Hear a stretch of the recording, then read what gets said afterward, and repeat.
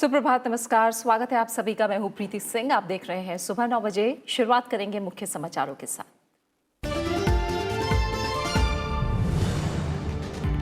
जम्मू कश्मीर में हालात सामान्य, 5 जिलों में पूरी तरह हटाए गए प्रतिबंध, 9 जिलों में भी दी गई ढील। श्रीनगर में बनाए गए बूथ पर एक दिन में किए गए 5000 से ज्यादा फोन।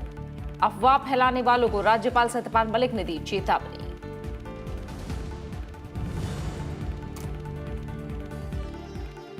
जम्मू कश्मीर में अनुच्छेद 370 पर फैसला भारत का आंतरिक मामला। चीन दौरे पर गए विदेश मंत्री एस जयशंकर का बयान।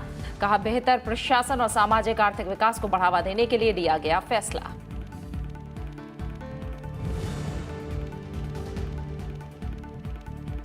गुजरात, केरल, कर्नाटक और महाराष्ट्र में बाढ़ से भारी तबाही। 4 राज्यों में 200 से ज्यादा लोगों की मौत। युद्ध स्तर पर राहत और बचाव का काम जारी। महाराष्ट्र में बाढ़ की स्थिति में सुधार।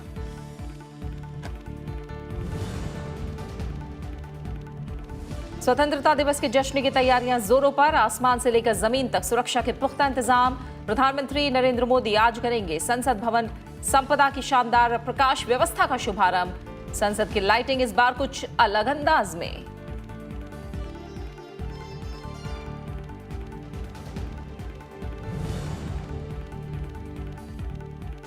चंद्रयान 2 कल तड़के बढ़ेगा चंद्रमा की ओर। इसरो प्रमुख के सिवन ने कहा, 14 अगस्त को सुबह 3:30 बजे ट्रांसलूनर इंजेक्शन नामक प्रक्रिया करेंगे शुरू। चंद्रमा की कक्षा में 20 अगस्त को पहुंचेगा चंद्रयान 2।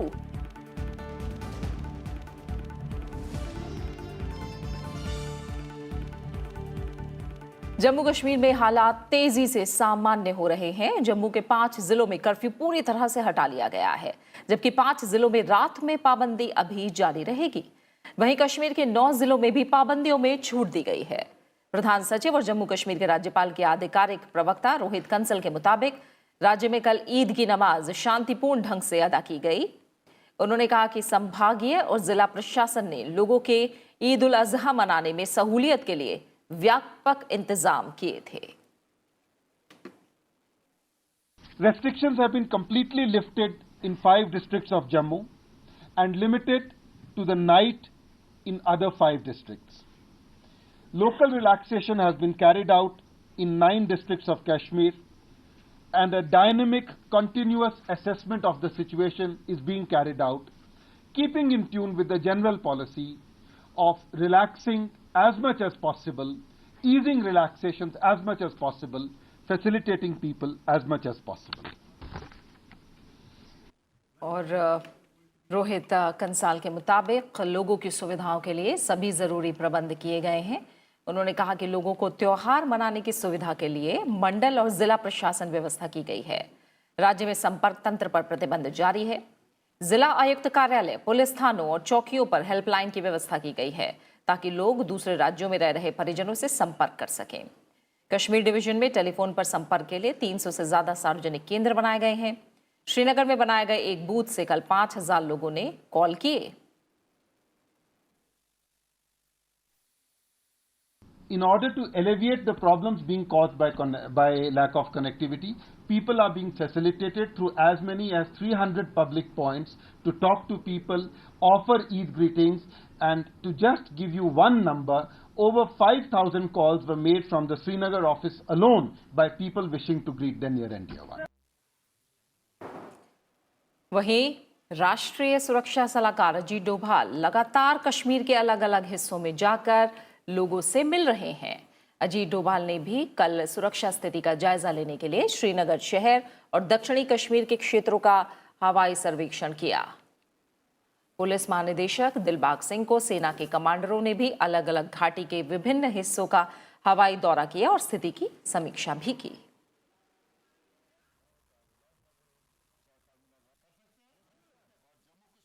जम्मू कश्मीर की स्थिति को लेकर कांग्रेस नेता राहुल गांधी की तरफ से टिप्पणी किए जाने को लेकर राज्यपाल सत्यपाल मलिक ने कहा है कि राहुल गांधी को इस तरह का बयान नहीं देना चाहिए। जम्मू कश्मीर के राज्यपाल सत्यपाल मलिक ने कहा है कि उन्होंने राहुल गांधी को जम्मू कश्मीर आने का न्योता दिया है। अगर जरूरत पड़े तो वो कांग्रेस नेता के लिए विमान भी भेजेंगे। सत्यपाल मलिक ने कहा कि राहुल गांधी एक जिम्मेदार व्यक्ति हैं और उन्हें जमीनी स्थिति का जायजा लेने के बाद ही कुछ बोलना चाहिए। राज्यपाल ने कश्मीर में हिंसा संबंधी कुछ नेताओं के बयान के बारे में पूछे गए सवालों के जवाब में ये बात कही। सत्यपाल मलिक ने यह भी कहा कि जम्मू कश्मीर से अनुच्छेद 370 के प्रावधानों को हटाने में कोई सांप्रदायिक दृष्टिकोण नहीं है। उन्होंने कहा कि कुछ चुनिंदा लोग ही जम्मू कश्मीर को लेकर अफवाह फैला रहे हैं। इससे पहले शनिवार को कांग्रेस नेता राहुल गांधी ने कहा था कि जम्मू कश्मीर से हिंसा की कुछ खबरें आई हैं और प्रधानमंत्री नरेंद्र मोदी को इस मामले पर स्थिति स्पष्ट करनी चाहिए।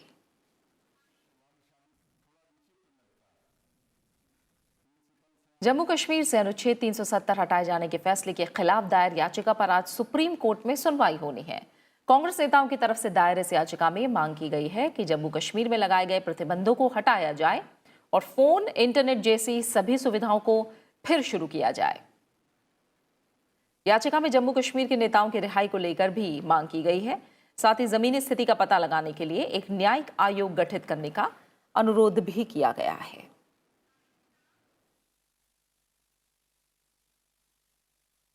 विदेश मंत्री एस जयशंकर ने कहा है कि अनुच्छेद 370 पर फैसला भारत का आंतरिक मामला है। चीन दौरे पर गए विदेश मंत्री ने कल स्पष्ट रूप से कहा कि जम्मू कश्मीर में किसी भी कार्रवाई का चीन के विदेश मंत्री वांग यी से मुलाकात के दौरान एस जयशंकर ने कहा कि जम्मू कश्मीर से अनुच्छेद 370 हटाने का फैसला राज्य में बेहतर प्रशासन और सामाजिक आर्थिक विकास को बढ़ावा देने के लिए किया गया है। उन्होंने ये भी कहा कि भारत और चीन के बीच वास्तविक नियंत्रण रेखा को लेकर किसी तरह की उलझन नहीं है।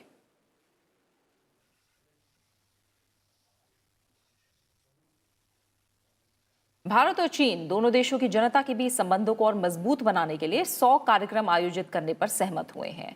कल पेइचिंग में चीन के विदेश मंत्री वांग यी के साथ बैठक के बाद विदेश मंत्री एस जयशंकर ने चौथे भारत चीन मीडिया मंच को संबोधित करते हुए इस बारे में जानकारी दी। उन्होंने कहा कि कैलाश मानसरोवर यात्रा में विस्तार के लिए चीन ने कुछ सुझाव दिए हैं और भारत ने सुझावों का स्वागत किया है। विदेश मंत्री एस जयशंकर ने कहा कि दोनों देशों के बीच परंपरागत और खेल समेत विभिन्न क्षेत्रों में 5 समझौता ज्ञापनों को भी अंतिम रूप दिया गया है।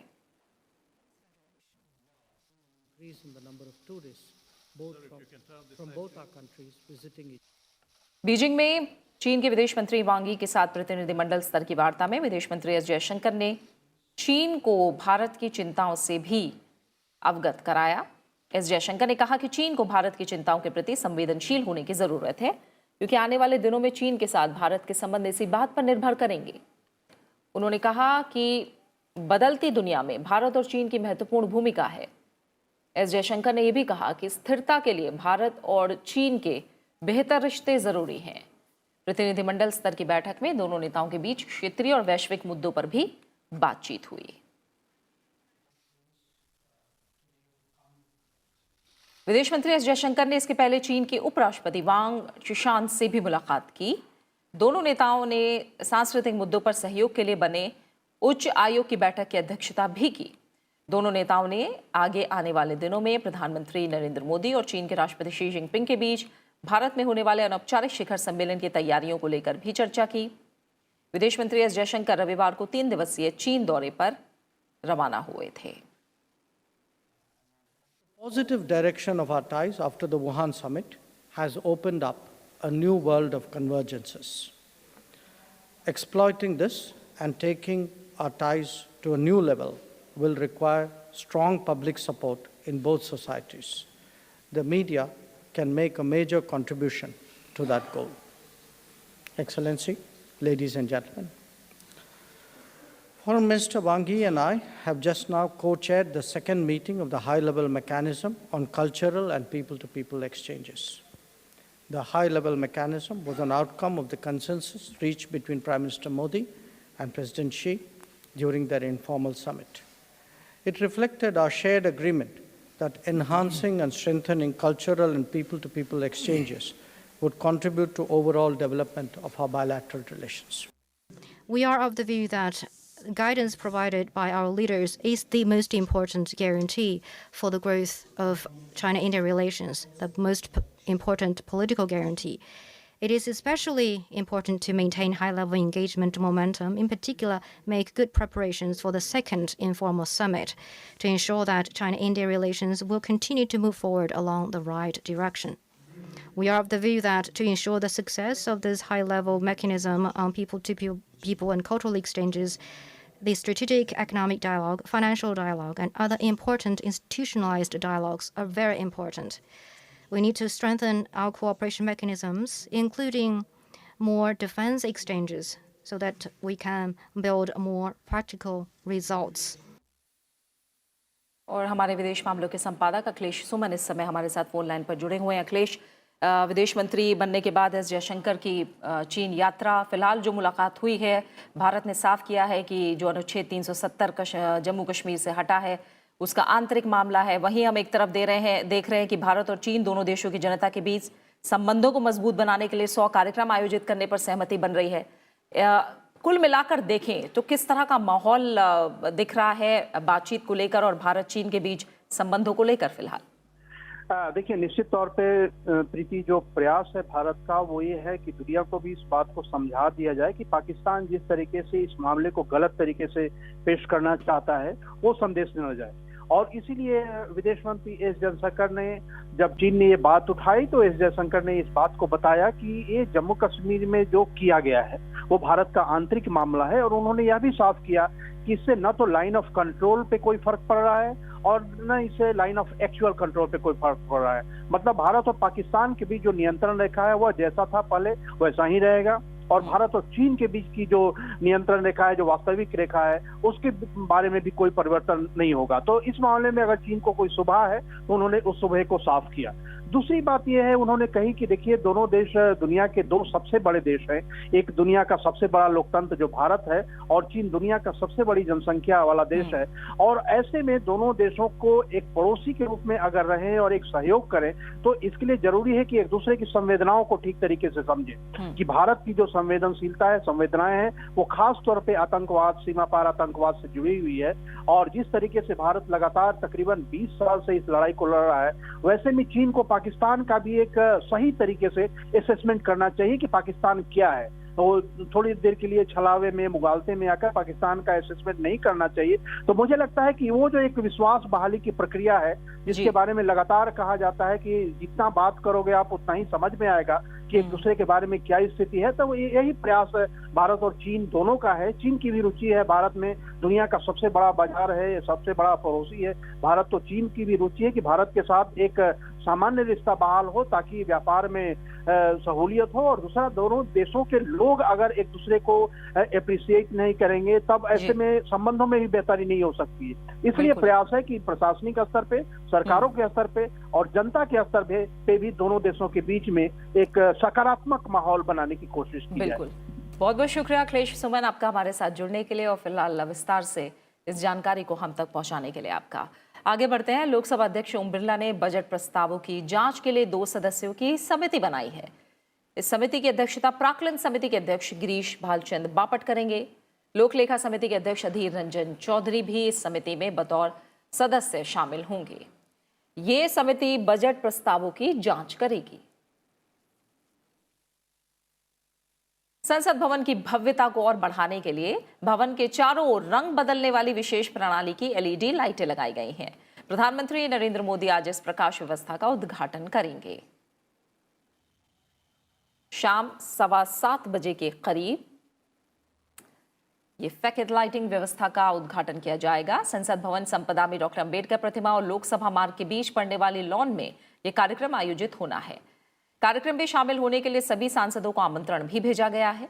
इस बार संसद की लाइटिंग कुछ अलग अंदाज में की गई है। ये लाइटें कम ऊर्जा की खपत करने वाली हैं और दूसरे अन्य प्रकार के बल्बों की तुलना में 5वां हिस्सा बिजली की खपत करती हैं।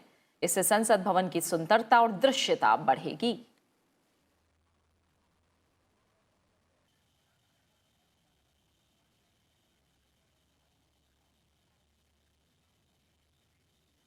देश में स्वतंत्रता दिवस के जश्न की तैयारियां चल रही हैं। राजधानी दिल्ली के लाल किले पर प्रधानमंत्री नरेंद्र मोदी के हाथों ध्वजारोहण किया जाएगा। किसी भी स्थिति से निपटने के लिए सुरक्षा के पुख्ता इंतजाम किए गए हैं। 15 अगस्त को होने वाले समारोह की सुरक्षा के मद्देनजर दिल्ली में सुरक्षा बलों को मुस्तैद कर दिया गया है। चप्पे चप्पे पर पुलिस की निगाहें हैं। सुरक्षा एजेंसियों ने लाल किले के आसपास हमले की आशंका के मद्देनजर अलर्ट जारी किया है और भीड़ भाड़ वाली जगहों पर जांच बढ़ा दी गई है।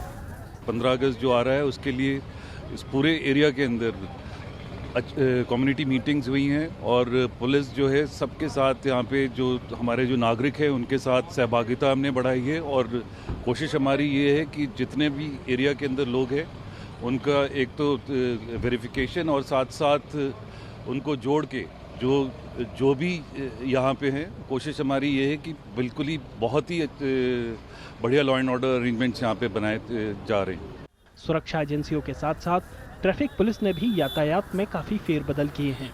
यातायात के ये बदलाव 13 अगस्त और 15 अगस्त को सुबह से लागू होंगे। इस दौरान लाल किले के पास कई रास्तों को बंद कर दिया जाएगा। इन रास्तों पर से सिर्फ ट्रैफिक पुलिस की तरफ से जारी स्टिकर लगी गाड़ियों को ही जाने की इजाज़त होगी। पुरानी दिल्ली को छोड़कर बाकी सभी रेलवे स्टेशन पर सामान्य आवाजाही रहेगी।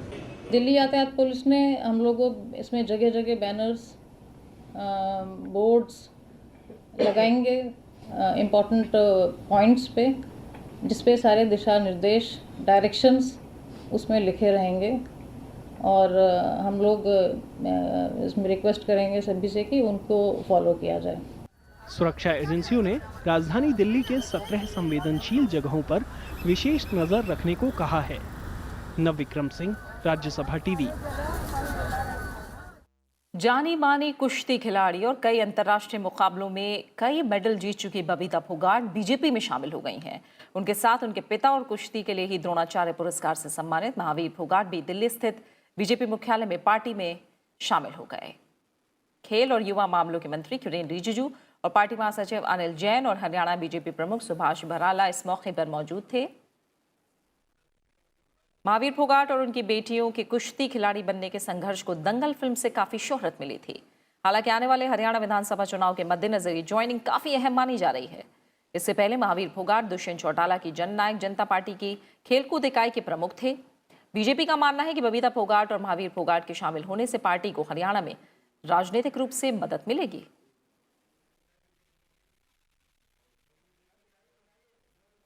दंगल गर्ल बबीता फोगाट हमारे साथ हैं। उन्होंने आज भारतीय जनता पार्टी ज्वाइन की है। बबीता जी, आपने खेल में तो बहुत नाम कमाया, आज भारतीय जनता पार्टी ज्वाइन करने के पीछे कारण?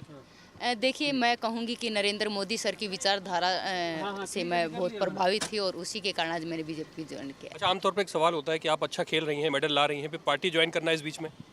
देखिए, आप मेडल तो अभी मैरी कॉम भी लेके आ रही हैं, वो भी तो है ना पॉलिटिक्स में, तो आप ऐसे कैसे कह सकते हैं कि मेडल नहीं ला सकते या ये नहीं कर सकते? बिल्कुल ला सकते हैं। एक आखिरी सवाल ये है कि आगे चुनाव आने वाला है, तो इस पर कोई नज़र है? देखिए, पार्टी मुझे जो भी जिम्मेदारी सौंपेगी मैं उसको बेखूबी निभाऊंगी। Thank you so much. तो बबीता फोगाट, जिनका कहना था कि खेल रही हैं उसके बावजूद भी राजनीति ज्वाइन की है और मेडल लाने में पार्टी ज्वाइन करने के से बीच में कोई विरोधाभास भी नहीं है, क्योंकि मैरी कॉम भी पार्टी ज्वाइन करने के बाद यानी कि राजनीति में आने के बाद वो मेडल ला चुकी हैं। तो बबीता फोगाट, जिनका ये कहना है कि आने वाला समय हरियाणा का विधानसभा चुनाव का है, तो पार्टी जो जिम्मेदारी देगी उसे वो बखूबी निभाएंगी। अविनाश के साथ दिल्ली में पंचानन मिश्रा, राज्यसभा टीवी। पूर्व प्रधानमंत्री मनमोहन सिंह राजस्थान से राज्यसभा के उपचुनाव के लिए आज नामांकन पत्र दाखिल करेंगे। मनमोहन सिंह पहले असम से राज्यसभा सदस्य थे और इसी साल 14 जून को उनका कार्यकाल समाप्त हो गया था। संख्या बल नहीं होने की वजह से कांग्रेस उन्हें दोबारा नामांकित भी नहीं कर पाई, लेकिन अब पार्टी ने राजस्थान से मनमोहन सिंह को दोबारा राज्यसभा भेजने का फैसला किया है। राजस्थान के उप मुख्यमंत्री और प्रदेश कांग्रेस अध्यक्ष सचिन पायलट ने ट्विटर पर मनमोहन सिंह के नामांकन भरने को लेकर जानकारी दी है। राजस्थान में राज्यसभा के उपचुनाव के लिए नामांकन 14 अगस्त तक दाखिल किए जा सकते हैं और जरूरत पड़ने पर मतदान 26 अगस्त को होगा और उसी दिन मतगणना भी की जाएगी।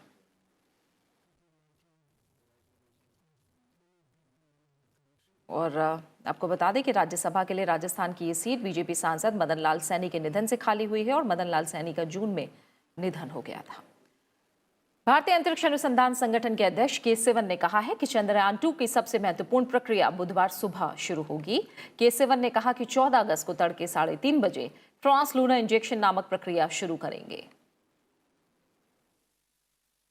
इस प्रक्रिया में चंद्रयान 2 पृथ्वी की कक्षा से बाहर होकर चंद्रमा की ओर बढ़ेगा। इसके बाद 20 अगस्त को हम चंद्रमा की कक्षा में पहुंचेंगे। उन्होंने कहा कि 3,850 किलोग्राम के चंद्रयान 2 में 3 हिस्से हैं, जिसमें एक ऑर्बिटर, लैंडर और रोवर है। अहमदाबाद में संवाददाताओं से उन्होंने कहा कि अंतरिक्ष यान 2 दिनों बाद पृथ्वी की कक्षा से बाहर निकलना शुरू करेगा। अंतरिक्ष कार्यक्रम के जनक समझे जाने वाले डॉक्टर विक्रम साराभाई के जन्मशती समारोह में हिस्सा लेने के1 अहमदाबाद पहुंचे थे।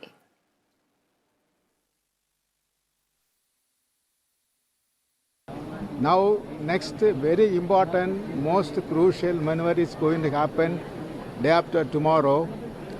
On 14th, early morning, around 3:30, we are going to have a maneuver called translunar injection.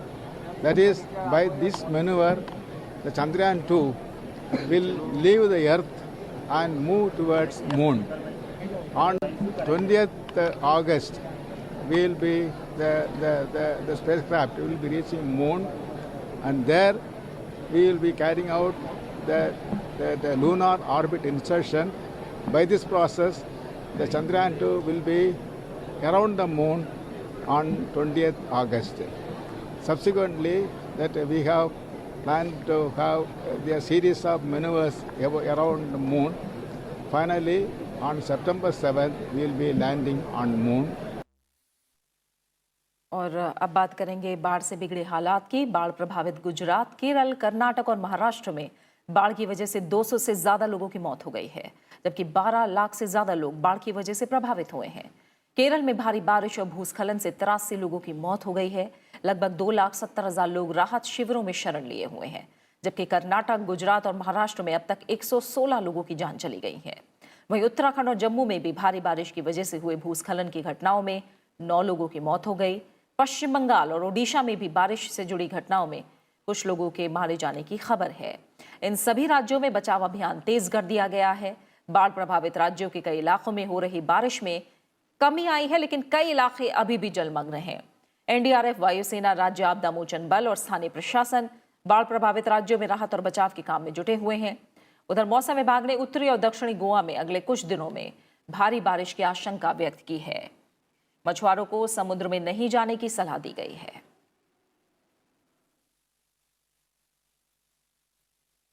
खेल मंत्री किरेन रिजिजू ने कहा है कि अगर पाकिस्तान के साथ कोई भी द्विपक्षीय मैच की संभावना होती है तो उस पर विचार करके फैसला लिया जाएगा, क्योंकि द्विपक्षीय खेल का आयोजन राजनीतिक फैसला बन जाता है।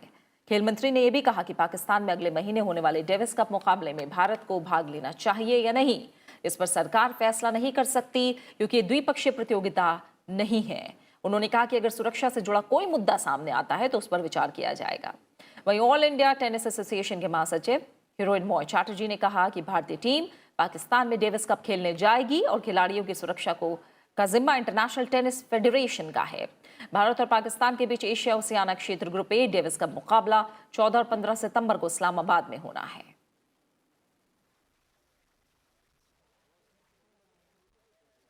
That any bilateral match or game with Pakistan will have to have the clearance of the government. It is a political call. But if it is a multilateral sport or a sporting event organized by the international bodies, then we can't take our own isolated stand. We have to be very clear. Any bilateral match with Pakistan must have political sanction. Otherwise, I cannot just go on commenting on every matches or every game. Is it safe to travel to Pakistan? Security issue is totally different from the issue of the game. अंतर्राष्ट्रीय युवा दिवस के मौके पर खेल मंत्री किरेन रिजिजू ने देश के 20 युवाओं और 3 संस्थानों को राष्ट्रीय युवा अवार्ड से सम्मानित भी किया।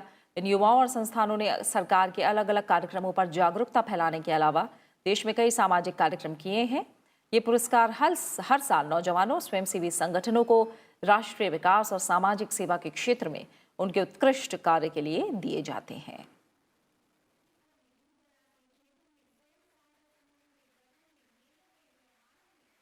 अमेरिका में रह रहे अप्रवासियों के लिए वीजा अवधि बढ़ाने और स्थायी नागरिकता पाने यानी ग्रीन कार्ड की प्रक्रिया को और मुश्किल हो सकती है। इस बदलाव से सरकारी सुविधाओं पर 1 साल से ज्यादा समय तक आश्रित रहने वाले अप्रवासी प्रभावित होंगे।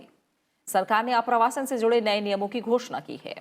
और इसके मुताबिक उन अप्रवासियों के आवेदन स्वीकार नहीं किए जाएंगे जो भविष्य में अमेरिकी सरकार की सेवाओं या योजनाओं पर आश्रित हो सकते हैं।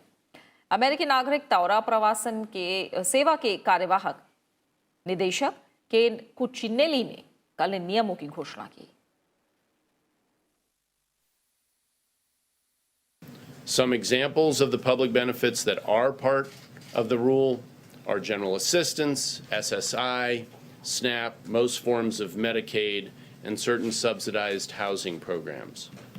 Significantly, the rule does not consider many forms of government assistance that protect children and pregnant women's health as public benefits.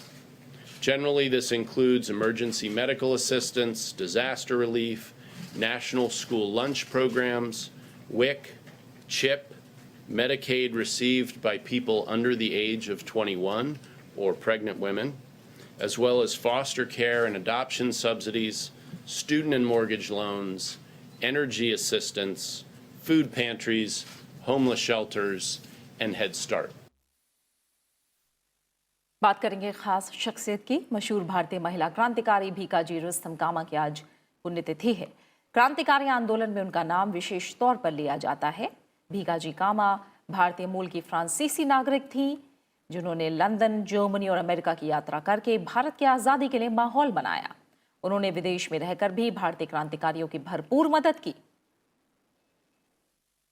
और अपने लेखों, भाषणों से उन्होंने क्रांतिकारियों का मनोबल भी बढ़ाया।